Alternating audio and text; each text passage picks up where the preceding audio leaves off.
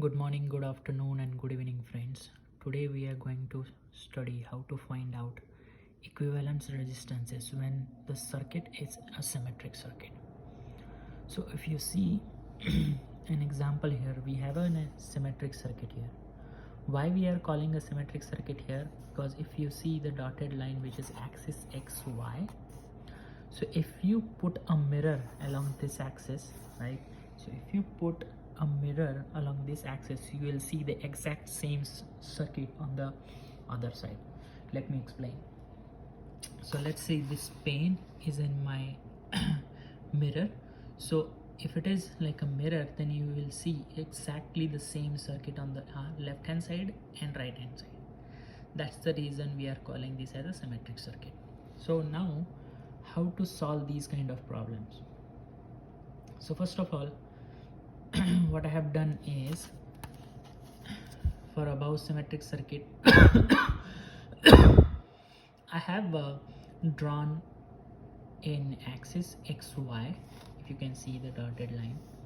Now after that, redrawing above circuit and splitting it across the axis XY. So if you see, I have splitted this into two. I have kept these things same, but if you see, the change is this 2R is splitted into R and R across the dotted line, and the other end of the R is directly connected with point C, on the same on the right hand side as well, the other end. So R plus R is 2R, right? So this 2R is splitted as R and R. This 2R is splitted into R and the other end of the R is directly connected to point C. This is because this is a symmetric circuit.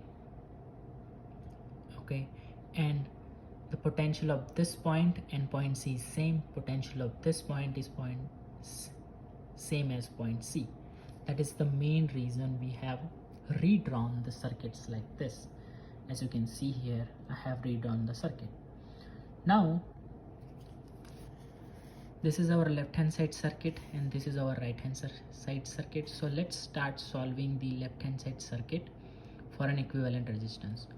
So how do you solve? So now if you see easily, these two resistances, 2R and R, they are in parallel. So I can use the equivalent resistance for this. So that's what the same thing I have done here. So I'm saying, let's solve circuit on the left hand side. Since we have split at circuit at symmetric axis XY, 2R is splitted into R on each side, as I explained before. Now R and 2R are in parallel. We just talked about it, right? R and 2R are in parallel. So their equivalent can be written as R into 2R upon R plus 2R. That gives us the value of 2 by 3R. So since now we have equivalent of these two, again we can redraw this left hand side circuit. So how I have redrawn is 2R will remain same, 2R will remain same, but this one will become 2 by 3, which is the equivalent of R and 2R. Now in the above simplified circuit, you see 2R and 2 by 3R, these are in series. So we can use this equivalent series resistance formula, right? Just add them. So you will get the equivalent resistance as 8 by 3R. Okay.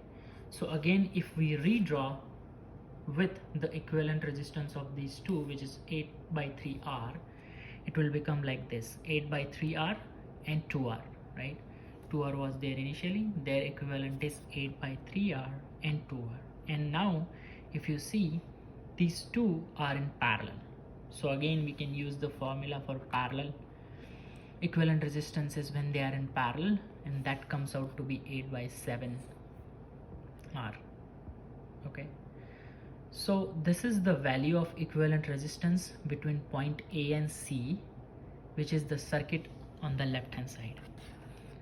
Since this is a symmetric circuit, we have an exact same circuit on the right hand side. So the equivalent resistance between point C and B will also be 8 by 7R, because the calculations will remain exactly the same. Okay, so that's what I have done here. So As I said, we have similar circuit on the right hand side, so equivalent circuit on the right hand side is 8/7R.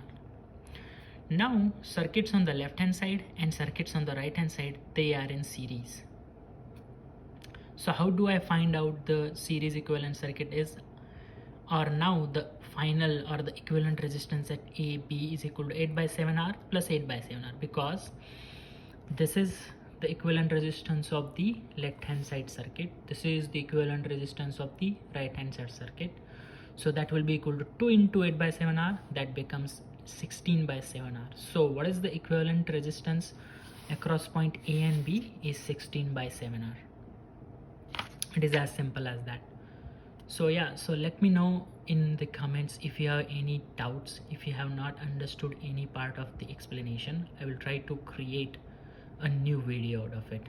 Also, if you want to learn something else about equivalent resistance, equivalent capacitances, or anything related with the electrical circuits, please write those in your comments and I will reply accordingly, and if needed I will create a different video.